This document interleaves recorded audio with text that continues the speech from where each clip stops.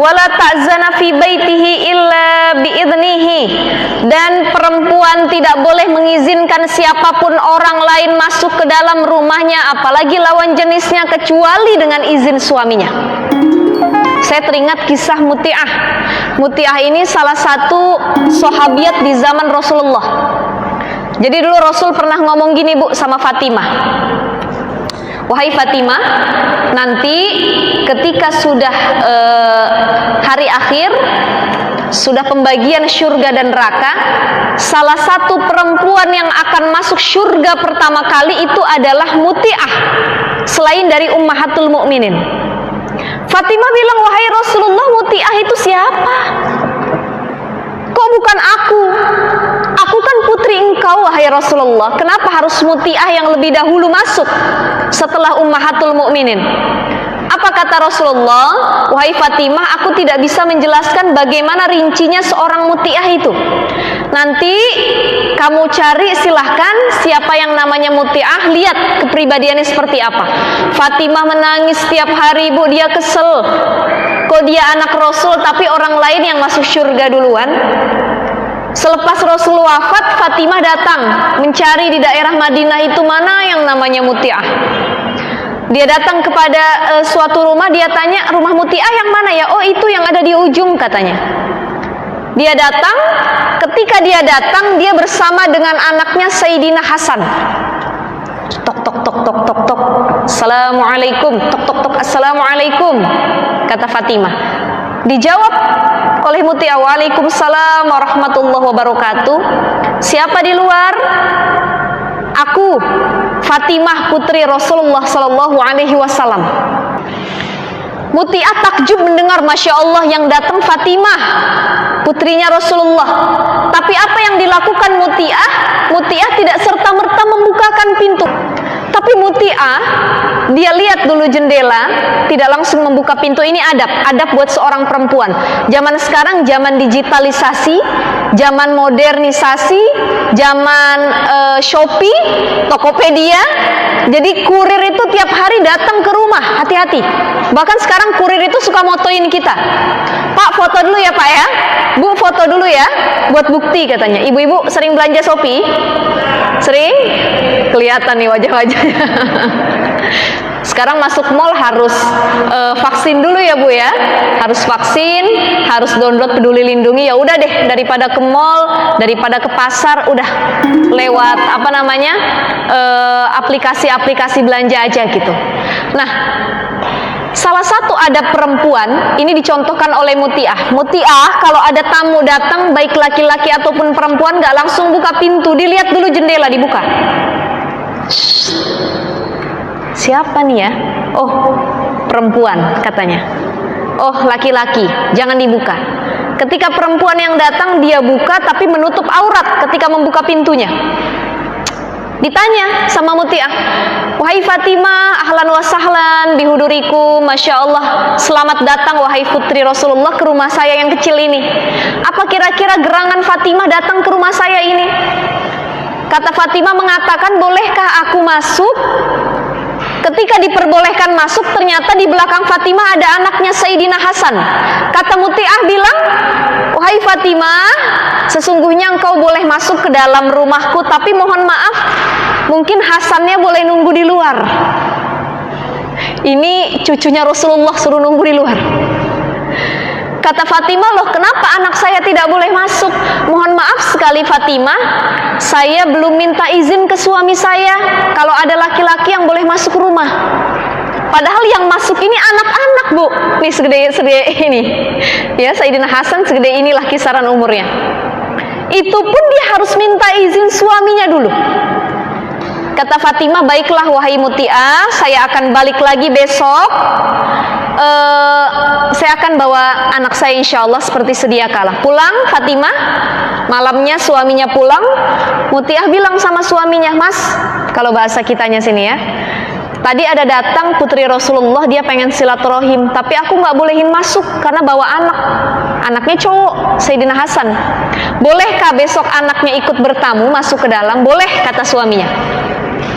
Keesokan hari Fatimah datang, assalamualaikum, waalaikumsalam, mari masuk Fatimah. Ternyata di belakangnya ada anaknya, bukan hanya Sayyidina Hasan, tapi Husain juga diajak. Apakah dibolehkan masuk? Kata Muti'ah, mohon maaf Fatimah, yang aku minta izinkan cuman Sayyidina Hasan, sedangkan Husain belum aku minta izinkan. Kalau bahasa kitanya meribet bener ya Bu ya, anak kecil aja udah masuk aja dah gitu, bertamu masih kecil juga gitu. Tapi itu tidak dengan Muti'ah yang begitu taat dengan suami. Dia bilang, wahai Fatimah, datang lagi besok ya, bawa anak-anakmu, aku akan mintakan izin. Keesokan datang Fatimah tidak membawa yang lain, cuman bawa anaknya dua itu. Dia masuk ke dalam. Kemudian Sayyidatuna Fatimah mengatakan, wahai Muti'ah, aku kesini pengen ngobrol. Apa yang ingin kau obroli? Kata Muti'ah, aku pernah dikabarkan oleh Rasulullah kalau engkau itu salah satu wanita yang nanti bakal masuk surga setelah Ummahatul Mukminin. Apa kira-kira amalan yang kau lakukan? Kata Muti'ah, wahai Fatimah, tidak ada amalan apapun yang aku lakukan. Bahkan diriku, aku rasa lebih hina daripada para wanita-wanita solih lainnya. Engkau lebih baik dari aku, wahai Fatimah. Kata Fatimah, tidak, tapi kata Rasulullah yang masuk surga duluan kamu. Saya aja sampai iri kalau bahasa kitanya ya Bu ya. Belum sempat Muti'ah menjawab, itu diceritakan dalam kitab Dardir ya, tentang Isra wal Mi'raj Rasulullah, mengenai kisah Muti'ah, istri yang sangat solihah. Tidak lama Muti'ah sebelum dia menjawab, pulang suaminya Bu. Assalamualaikum, waalaikumsalam. Betapa senangnya suaminya dia didatangi tamu putri Rasulullah. Tapi Muti'ah mengatakan kepada Fatimah, wahai Fatimah, aku mohon izin ya sebentar, karena suami aku pulang. Dilihatnya oleh Fatimah ketika suaminya datang memasuki rumah, baru buka pintu, Muti'ah sudah menjawab salam, waalaikumsalam, wahai suamiku. Diciumnya tangan suaminya, keningnya dicium oleh suaminya, diambilnya tasnya, diambilnya peralatan. Kalau orang zaman dulu kan bukan pekerja kantoran ya Bu. Kalau zaman sekarang mungkin tasnya, jubahnya, jaketnya dan lain sebagainya, helmnya. Kalau zaman Rasul itu ada yang mengembala, diambilnya peralatannya. Kemudian Fatimah didiamkan oleh Muti'ah. Kata Fatimah bilang, ini saya kok tamu jadi cengok gini ya, nggak ditengok sama sekali. Kata Muti'ah bilang sama suaminya, kalau bahasa kitanya gini, bang, abang nih pulang capek, kira-kira abang mau yang mana dulu? Mau dapur, sumur, atau kasur? Tiga itu jadi pilihan. Ibu-ibu kalau suami pulang ditawarin gitu nggak Bu? Enggak, udah asik nonton sinetron Ikatan Cinta, Andin sama Al. Suami pulang, assalamualaikum, buka sendiri ngapa pintunya? Kata, nggak dikunci. Kata ibu-ibu ya. Ada banyak yang begitu. Suaminya pulang, bukan cium tangan, doprak aja depan TV. Kata suaminya, mah masak nggak? Lapar nih, udah buka tudung saji tuh, ada tuh, ambil aja sendiri katanya. Padahal salah satu contoh terbaik itu adalah kisah Muti'ah. Kata suaminya bilang pengen mandi dulu, mandi. Sudah disiapkan air hangat oleh Muti'ah. Selepas mandi itu Fatimah masih nungguin di ruang tamu sama anak-anaknya Bu. Selepas suaminya mandi, kata Muti'ah bilang, mau langsung tidur atau mau makan dulu? Mau makan dulu kata suaminya. Pergi dia ke dapur. Selesai makan, bang, mau tidur atau mau dilayanin dulu? Kata suaminya mau tidur, langsung tidur. Jadi sudah siap semua, baik dapur, sumur, kasur, sudah rapi semua. Kenapa Muti'ah bisa menjadi istri yang taat? Dia soleha sama suami, karena dia juga punya suami yang soleh. Jadi kalau bapak-bapak pengen punya istri yang solihah, kita harus soleh dulu. Ibu-ibu pengen punya suami yang soleh, kitanya harus soleha dulu. Betul atau enggak? Bu, betul enggak? Kalau cuma salah satu yang menyumbang kesolihan itu, maka rumah tangga berat dijalanin. Suaminya rajin ngaji, istrinya sholat aja susah. Istrinya rajin ngaji, suaminya boro-boro yang namanya bisa baca Al-Quran. Jadi tidak ada sinergi, tidak ada kekompakan dalam hal ilmu keagamaan. Padahal Muti'ah ini contoh terbaik, dengan solih suaminya maka taat dan solihah juga istrinya. Selesai, Fatimah nangis, Bu. Fatimah nangis melihat Muti'ah sama suaminya. Kata Fatimah bilang, wahai Muti'ah, dipanggilnya Muti'ah yang lagi ngelayanin suaminya. Ya wahai Fatimah putri Rasulullah, Fatimah, aku minta maaf, mungkin kamu bisa silaturahim lain waktu, karena suami saya sudah pulang dan saya harus melayani dia. Disuruhnya pulang anak putri Rasulullah itu. Pulanglah Fatimah, dia menangis.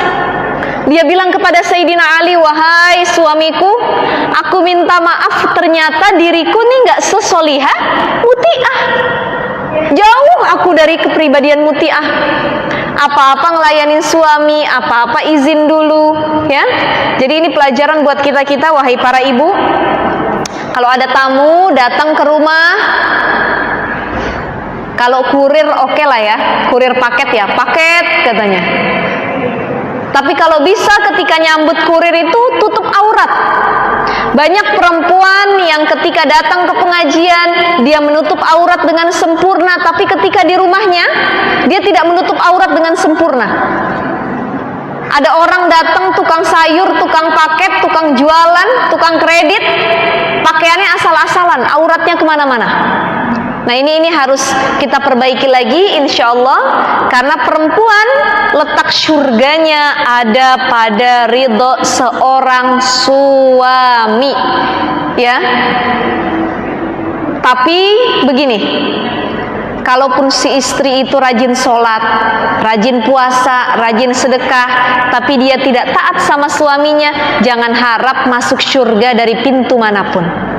Walaupun sholatnya mungkin tidak begitu rajin, puasanya tidak begitu rajin, sedekahnya tidak begitu banyak, tapi selama dia taat dan nurut apa kata suami, selama itu kebaikan, maka kata Allah dia masuk surga dari pintu manapun.